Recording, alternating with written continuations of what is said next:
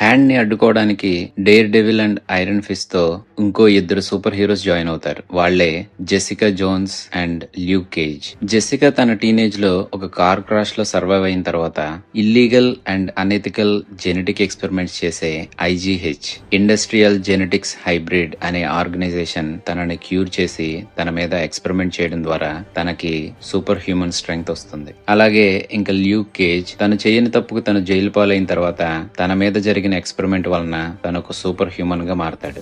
New York battle కి Avengers అందరూ ఒక చోట చేరినట్టుగా వీళ్ళ జీవితాల్లో జరిగే సంఘటనలు వీళ్ళందరూ కలిసి హ్యాండ్ కి అగేన్స్ట్ గా ఫైట్ చేసేలా దారితీస్తాయి. డ్రాగన్ బోన్స్ సబ్స్టెన్స్ ని చేజెక్కించుకోవడానికి ఐరన్ ఫిస్ట్ అవసరం ఉంది కాబట్టి ఐరన్ ఫిస్ట్ ని తీసుకువెళ్ళడానికి బ్లాక్ స్కై గా మారిన ఎలక్ట్రా అక్కడికి వచ్చినప్పుడు తనకి డేర్ డెవిల్ కి మధ్య జరిగిన ఫైట్ లో మాథ్యూ తనని కాపాడుతూ చనిపోయిన ఎలక్ట్రా మళ్లీ తిరిగి రావడం చూసి షాక్ అవుతాడు.